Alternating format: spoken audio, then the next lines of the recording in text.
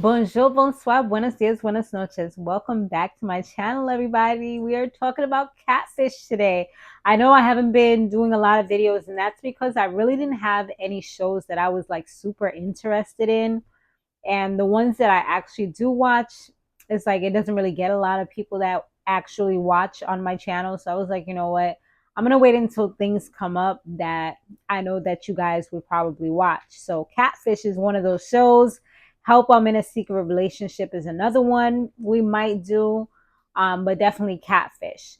I know I'm a little behind because I didn't even know that it started, but then I saw it. I was like, oh my God, they did 2 episodes last Tuesday. So I'm gonna only do episode 2 for right now. And then I should be able to do the May 21st episode, which I believe that will be the next one that's going to show up. And then following that, um will yeah, I should be able to be consistent. I will be on a little vacation, so I'm not sure if the next one I'll be able to do or not. We shall see the one after that. But anyway, yes, we are back. How have you guys been? Let me know down below. What shows are you obsessed with right now? Are there any good ones? I'm definitely watching BMF. Um, and I'm looking forward to Power because that one's going to be the last one for that particular Power book. So, yeah, some good stuff, you guys. So, anyways, let's dive in, right? So, yeah, episode 2. This is about Kay and Tyreek. So Kay, she's 19. Tyreek is 18 years old from what she said. He lives in New York. And um, they bonded because she was in foster care and her mother had passed away when she was 16 years old. So she definitely has experienced her share of trauma in her life, which could possibly be contributing to some of the behaviors that I feel like I've seen while I was watching her. And so they were supposed to meet up in Times Square. That didn't happen. He literally stood her up and she said that she was waiting for like 2 hours. So you wasted her time, you wasted her money. Maybe she could have gotten a ride back home, like whatever. It's just messed up that you played with somebody's time like that. Those are 2 hours of her life that she was not going to be able to get back. Then a few weeks after that, she said that he broke up with her. He literally broke her heart. She said that she was crying and everything. Then, like shortly after, he came back like nothing ever happened or some craziness, talking about, but he did acknowledge the fact that he did wrong and said that he was going to earn her trust again. So at least he didn't fully just like, hey, I'm back, how's the weather? He didn't just dive right in. He kind of acknowledged his mistakes and the fact that he effed up. So, not terrible, but not the best either. So, like I said, she's definitely been through a lot. And it seems like she may have, through her, like this could be like a trauma bonding situation. That's what I was thinking when I initially saw this. This could be like some type of trauma bonding. It could be a codependency, like anxious attachment type of situation, because it seems like she was scared to lose him, and that's why she was willing to, like, go to the depths of the earth in a sense. But I mean, there were times where I did feel like she did stand on her own and she did speak her mind. But in the beginning, that's how I was kind of feeling like this was somewhat of a codependency where, or it could, if it's not, then, it could become one because she's so down and out. And this is almost, she said he was her safe haven. So it's almost like she's looking for a savior. He became her savior, her safe place. So of course you don't want to let that go because now that becomes your comfort zone. It's helped you through a difficult time. There's a little fly in here. um, so yeah. And I can see she was definitely an extremely emotional person. She wears her heart on her sleeve. And she probably even suffered from depression, if not currently, then in the past. So she said that he made up excuses about FaceTime. So that's like a classic catfish symbol when they don't want to talk to you on FaceTime. It's like, what are you hiding? How can we never, ever talk on FaceTime? You know what I mean? So Neve and Cammy, they went into action. They ended up finding out that he did have an Instagram, even though he said he didn't have any social media. But the thing about it, it didn't really have any posts of him. It only had one where he was tagged in it. So that post had two people tagged in there. So they reached out to these two people, Justin and some other dude.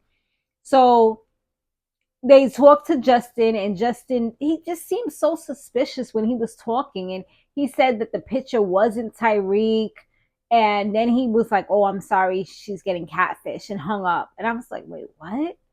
What do you know, Justin? What do you know?" But that was kind of like where it ended. So they told Kay what they learned. And then once again, she became extremely emotional. And yeah, I was like, damn, this is like hurting her so badly. Like, me being an empath, I'm just like, oh, poor thing. Like, want to give her back a little rub or something, you know? I'm always like so freaking nurturing when you don't piss me off. But anyway, so when they look closer at the photo that they saw on Instagram, they noticed that there was a diploma in the background, which kind of went with the story that he gave because it was from Binghamton College. And he said that he was from New York, but it wasn't the New York that you think it was. Like, it's not New York City where I'm at, it's New York State. So it is a drive away. It's some ways to get there, you know, and it's a difference. Like, my son would say something like, "We don't jack you. Like, you're not real New Yorkers because you from a state." Like, these kids say anything, but that's exactly what he would say because he said it before. So anyway, they called Justin back after they saw that, and him being the bro that he is, he was just kind of like, you know, I couldn't really say anything without talking to him first and seeing what he had to say. And I'm like, okay, because on some of these other shows, like Help I'm in a Secret Relationship, they be giving up all the tea on their friends. And I'm like, yo, you would be cut off for real because you're giving these people way too much information and you don't even know if I want to be put out there like that. You know what I'm saying? So at least with him, like I felt like he was a real good actual friend or whatever. So that was good. So Justin said that he can try to convince his bro to like meet up with them.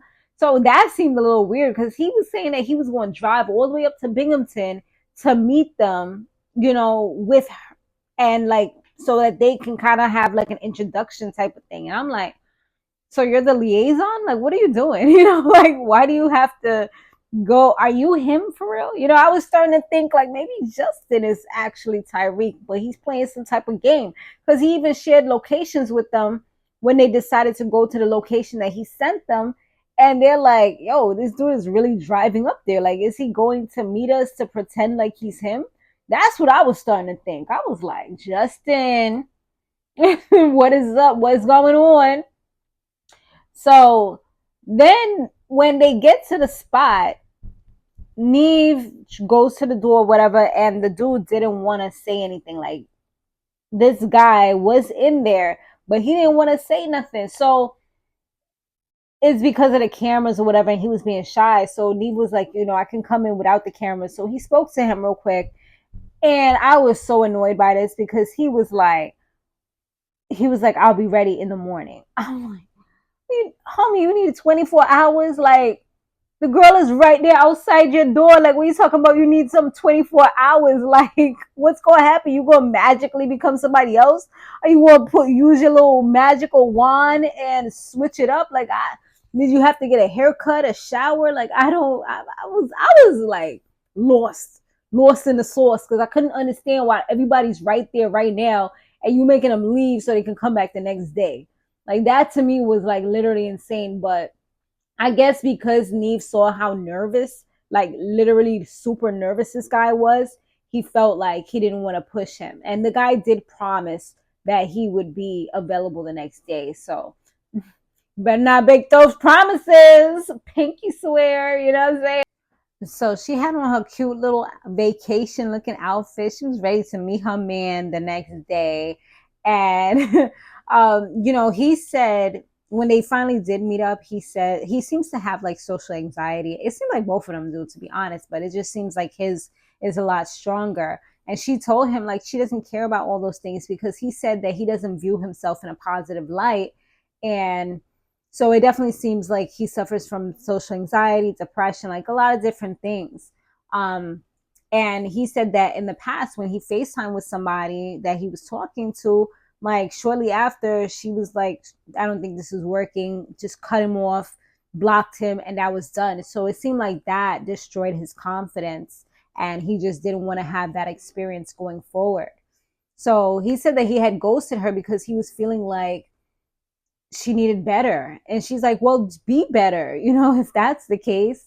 And, she kind of like broke down from that. And she told him, like, when he said that he felt like he wasn't good enough because he, kind of ghosted her for those 2 hours and things like that. And she's like, she actually got really stern and she was like, you do realize I sat there for 2 fucking hours. I was like, well, okay. She definitely is going to be the dominant one in this relationship. I can tell you that one. So he said, like I said, that was a part of the reasons why he broke up with her, is because of the whole, he didn't feel like he was good enough. So his self-worth is definitely really low. His self-esteem is low as well. And he definitely will have to pick that up because I feel like she's going to be the one carrying the relationship, which it can kind of make her like be the more aggressive type, or it can weigh her down to the point where she's trying to carry both of them in the relationship. And that can definitely be stressful, and she seems like the type that she's going to hold on as long as she can until she can't hold on anymore. So this is definitely going to be interesting between the two of them. Um, but I mean, I'm happy for them because they do seem like they could mesh really well. They both have a lot in common. So, I mean, people find each other. I feel like everything happens for a reason. I feel like that is such, the thing. It's like everything that happens for a reason, good or bad. It's to teach you, it's to help you, it's to allow you to grow or whatever. So this was something that was supposed to happen between the two of them. So when they go inside, he promises to be better to her, and they both tell each other that they love each other, which was cute. It was just like a young puppy love. Like that's what it was giving to me. It was really cute. And they ended up like, she asked him for a kiss and she's like, okay, just give me a kiss. And I'm like, see, she's gonna be the aggressor. She's gonna be the one taking control and making him do as she pleases. Watch. But yeah, like I said, they were really cute, and she ended up telling Neve and Cammy to leave. I'm like, what's about to go down? Like, girl, what's next? I don't know what they're about to do, or if they just want to make out more without the cameras involved. I don't know what it was, but they wanted their privacy. She wanted her privacy with her new boo. I was like, okay, sis, I see you. So yeah, now they're a couple. They talk every day, so at least it's good she didn't have to deal with a catfish. So that's pretty awesome. And that was pretty much the episode. Let me know what y'all thought about that episode down below. I thought it was really cute and a good ending. And a pretty darn good second episode. All right, guys, I will see you on the next one. Laters.